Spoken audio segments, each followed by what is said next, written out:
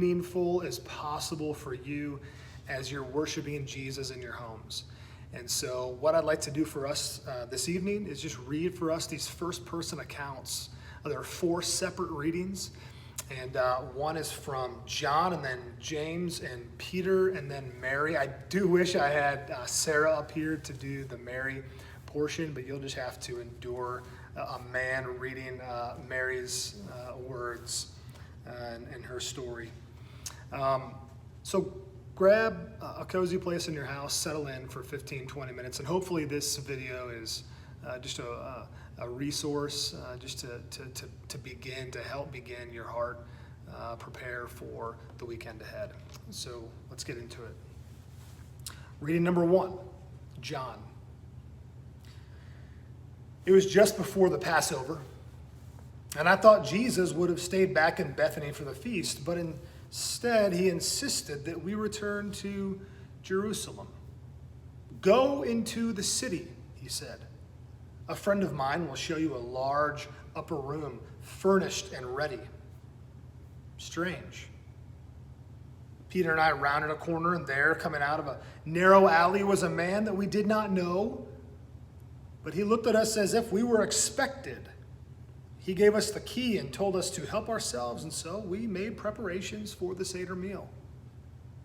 Peter went to the market to get the herbs and the matzah and the wine. Herbs to remind us of the bitter slavery of our ancestors in Egypt. Matzah bread not given time to rise as our forefathers hurried away from their chains. And the wine, red wine. Like the blood of the little lambs that marked the doorframes of the Exodus, like the blood placed on the altar, reminding us that freedom is not without sacrifice. It was the same meal as every other year of my life with my parents and my grandparents, and for these last few years, the same meal that I had had with Jesus. I roasted the lamb myself this time. Peter is no good at such things. He barely got all that was needed from the market. He was too busy arguing over the price of olive oil with the merchants to pay any attention to his list. Jesus and the rest of the brothers arrived right on time for a change. The sun was setting as they came through the door. The smell of the fresh spring evening was only outdone by the smell of the lamb on the fire, if I do say so myself. Everyone there was rowdy. They were just being their regular selves. Simon, of course, was arguing politics with Nathaniel. Thomas was on some philosophical rant about what can be known or not known, so existential. Judas was dark and brooding, maybe even more so than usual to think about it. James came over to sniff at the lamb, convinced, of course, that I had ruined it. He took a taste and gave me a smile. The proud smile he flashed when we were kids.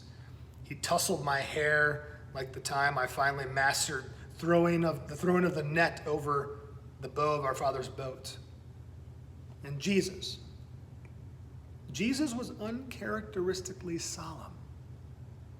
Oh, that mysterious dancing light, of course, yes, was in his eyes to be sure, but he seemed burdened. We gathered around the table to eat, and I understood why. He began with the Kaddish. Blessed are you, Lord our God, King of the universe, who chose us from all the nations and gave us with love Sabbaths for rest, festivals for happiness, holidays for joy, and this day, the day of Passover, for our freedom. He stopped, and I thought he was about to cry. Then he spoke barely a whisper. I tell you the truth, one of you will betray me. The entire table went to pieces, as you might imagine. And Jesus did little to explain or to comfort us until he took a slab of bread in his hand. He broke it into pieces. He handed it to us and said, "This is my body. Eat it and remember me. The red wine, he did the same thing with, confusing us all the more, as the bread was still stuck in my throat and questions were stuck in my mind, when he raised the chalice and said much the same thing, "This is my blood, which is poured out for many. Drink it and remember me." Like the blood of little lambs that marked the doorframes of the Exodus, the blood placed on the altar, reminding us that freedom is not without sacrifice. For the longest time, we just sat around staring at one another, confused. The munching of bread and our own pounding pulses were the only sounds that filled our ears. Reading 2, James. We followed Jesus from the upper room to Gethsemane. It wasn't far, maybe a mile or so. It would have been closer had we crossed the temple grounds, but Jesus seemed to want nothing more to do with the temple, and so we twisted our way through the upper city, an alley here and a sidewalk there, until we made our way into the blessed olive grove. The rabbis say the trees in Gethsemane are as old as Abraham. I don't know how anything could be that ancient. I do know that Jesus loved that place, though. We went there often to pray, to listen to his stories, to get away from the crowds for peace, for solitude. On that night, that dark, dark, dark Thursday night, Gethsemane smelled grassy, like summer, though only the blooms were first budding on the trees.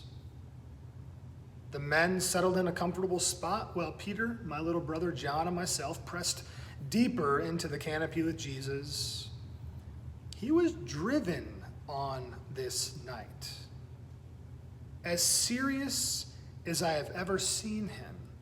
In fact, he turned to me once and said, "James, my soul is drowning in grief. Please, please pray for me and keep watch." Keep watch? Keep watch for what? There was so much I didn't understand. Finally, he pulled further away from us and seemed to collapse at the trunk of one of those primordial trees, his body twisting like its branches in agony. I tell you, I was terrified for him. But stronger than my confusion and fear was my exhaustion. Peter and little John fell fast asleep as soon as we knelt to pray. I can't blame them. They had awakened early, gone ahead to Jerusalem, and prepared the Passover meal for the rest of us, and so I knew they were tired. So was I. I finally dozed off myself. All the red wine and the heavy conversation, the night as thick and dark as the grave, what can I say? I fell asleep. Jesus came and gave us all a swift kick where we napped. Could you not keep watch for just 1 hour? There was such pain in his voice, stronger than disappointment. The man, Jesus, was desperate. He returned to his prayers, and I could hear him speak of God's will and of suffering and of betrayal. It caused me to return to his words from the dinner table where he said, "One of you will betray me." But who? Who? Certainly not we three. Not Andrew. He was the most thoughtful man of the bunch. Philip? Of course not. Matthew? Maybe. He did work for the Romans for a season, but he seemed happy to be free from that now. Then it struck me. Where was Judas? He had been in the upper room, I was sure of it. He sat right there at Jesus' side. But I couldn't remember him on our walk to the garden. Was he in the back of the line? Had he lost his way in the dark? Maybe he paused to count the coins as he was so prone to do. It was then that I heard his voice in the distance. This way, just a bit further, almost there, he was saying, And there were other voices as well, many voices in fact. As I turned to wake Peter and John, there stood Jesus, his sorrow now replaced with a steely determination that was as frightening to me as my confusion had ever been. Judas arrived leading a company of angry men. They had arrest warrants stamped with the seal of the high priest. They were armed with swords and spears and torches, dressed as a conquering army going to do battle. We huddled behind Jesus, frightened, like frightened sheep, waiting for him to strike them down. But instead, Judas stepped forward, his face illuminated by a flickering torch. The suspense only heightened. "Rabbi," he said, and he kissed Jesus on the cheek. Jesus, with a haunting, knowing gaze, fixed Judas in his sights, and with a look of pity or compassion or distress or something, said gently, "My friend, do what you must do." Chaos descended. Those men fell on Jesus like predators on prey. All the disciples, like spooked birds, ran. And yes, I ran too, as hard as these old legs could carry me all the way back to Bethany. In fact, I didn't know what happened until morning, but by morning, it was too late. Reading 3, Peter. It was the darkest night of my life. And believe me, I've seen some bad nights. There was that trip to Capernaum, a trip filled with too much wine and not near enough fishing. I got drunk. I felt dead. In Tiberias, I spent an awful night in jail for fighting with the local magistrate. What a disaster. And of course, there was the night after I met Jesus on the Sea of Galilee. I've plied those waters since I was a little lad, more than 40 years, and never ever in my entire life had I seen such a storm.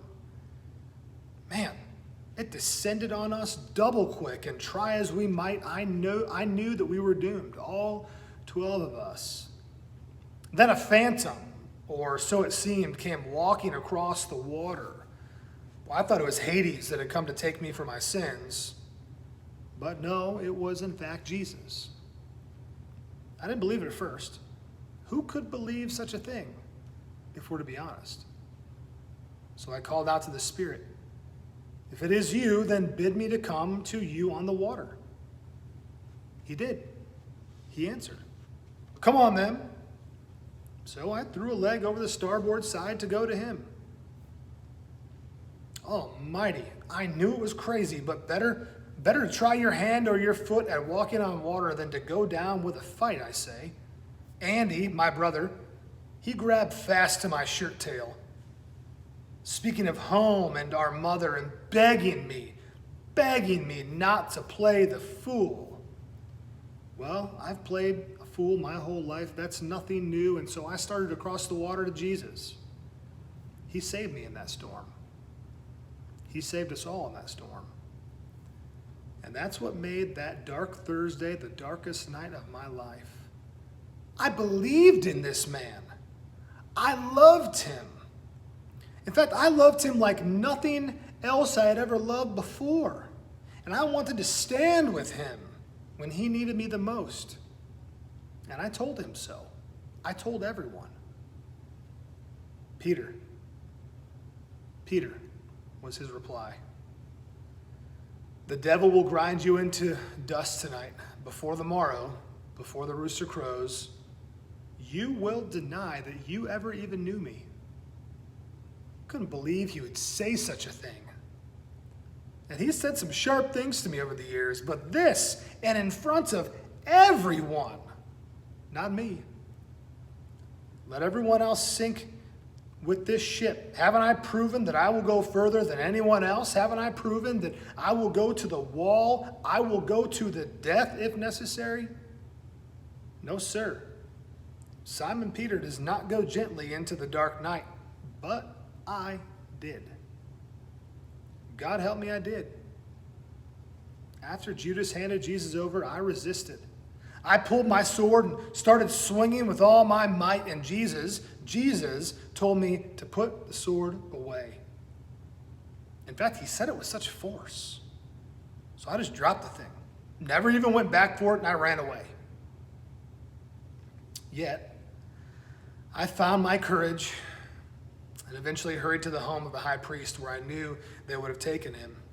I huddled outside, waiting, listening, watching for something. Then they bottled me up, my comrades around the courtyard fire. Hey, you. Yes, you. You are with the Nazarene. I've seen you with him, a servant girl said. I don't know what you're talking about, I barked before I even thought. Then again, yes, I'm certain you are with this Jesus. You too are from Galilee. Your accent gives it away. I was terrified of being arrested, so I was even more forceful this time. Heavens no, I said. I would never be caught with such a fool as that silly, silly carpenter. But it wasn't enough. They ganged up on me. They interrogated me. They cornered me until finally I thundered. I've never even met the man. Jesus was just inside the courtyard door. I could see him standing there. The accused, shackles on his wrists like he was some kind of insurrectionist. Just as the rooster crowed, he turned and looked at me, not unlike he had gazed upon Judas in the garden. Whether or not he heard my cursing or that bloody chicken cry was of no matter. He knew, and so did I. As far as I could say, I'm ashamed to say, I left that place. I'd like to say I cried myself to sleep that night. I wept many tears. That much is sure. But no sleep came that night. In fact, I didn't know if I would ever be able to sleep again. Indeed, it was the darkest night of my life. Reading 4, Mary. James and a few of the others crashed through the door. It must have been after midnight. They were trembling with fear, breathless, unable to speak. Never have I ever seen men so shaken. Lazarus and I did our best to calm while Martha put a pot of stew on the fire to warm their bones. It took several minutes for them to be able to explain what happened, and even then it was just too unbelievable to accept. Jesus? Arrested? Judas? A traitor? The disciples? Scattered and on the run? That's when I knew, too, that I had to run all the way to Jerusalem to see things for myself. So I grabbed my coat and I headed for the door. When Martha stopped me, "Mary, please don't go," she said, as loving as a mother. "The night is late and the roads are filled with dangerous men." I gave her a smile, the kind of smile that said what needed not be said. I had spent more than one late night with dangerous men, and now the one man who had shown me how to live differently, the man who had changed my heart, and my life was in trouble. I would not sit idly by as if there was anything I could do. So I covered the miles from Bethany to Jerusalem along the same road the fleeing disciples had just taken, as fast as I could run. Along the way, I thought of a few of our times with Jesus, Martha, Lazarus, and me. There was that dinner party years ago that began my conversion. Oh, Martha was slaving away in the kitchen. She's always been the good daughter, and I know that I probably should have helped more as well. What with the dishes on the floor and souffle threatening to burn, but I couldn't pull myself away from Jesus. He knew things. He knew God. He understood things. He understood God. He loved people. He loved me. He understood me. And he showed me that I could know and be loved by God. Then there was the time Lazarus died. It started out as a cold, or so we thought, but the poor boy was gone in a week. Jesus came too late to heal him, and we couldn't understand why. Yet it all became crystal clear when he had the body exhumed and brought Lazarus back to life. If that's not grounds for conversion to this man knowing God, what was? Then there was yesterday, just yesterday, another dinner party with Martha cooking and Lazarus laughing at the table, as full of living as ever. I was moved with such gratitude for all that I had retrieved, for all that I had gained from Jesus. So I retrieved that bottle of oil from my room and I anointed Jesus with it. In fact, that's when I really knew that I had changed, because that bottle was my escape hatch, you see. I acquired it with the money that I had made over all those years in the brothels down by the sea. Oh, it cost me much more than money. I was going to sell it and start a new life somewhere else, in Cairo or Alexandria or maybe even Rome. But Jesus gave me a new life right here, right where I was. And so I thought he should have it. I arrived at the high priest's house and met Peter running away from the courtyard. I tried to stop him and talk to him, but he bulldozed along, heavy with tears. I walked quietly to a back door where I knew I could peek inside without being detected. I knew the way, and I knew that door. I had been to this home before with my previous occupation. Though no one living there would ever admit it, looking inside, I had to shriek that rose in my throat, though it's doubtful that it would have been heard. The Sanhedrin and priests were howling in bloodthirst. "Take him to Pilate," they were screaming. "He is a blasphemer and doesn't deserve to live." They spit on him. They slapped him and kicked him to the ground. They dragged him around the floor by the hair of his head. And I wept as the temple guards took Jesus away. I saw his blood splattered on the floor. Strangely, it looked exactly like the blood of the little lambs that marked the door frames of the Exodus, like the blood placed on the altar, reminding us that freedom is not without sacrifice.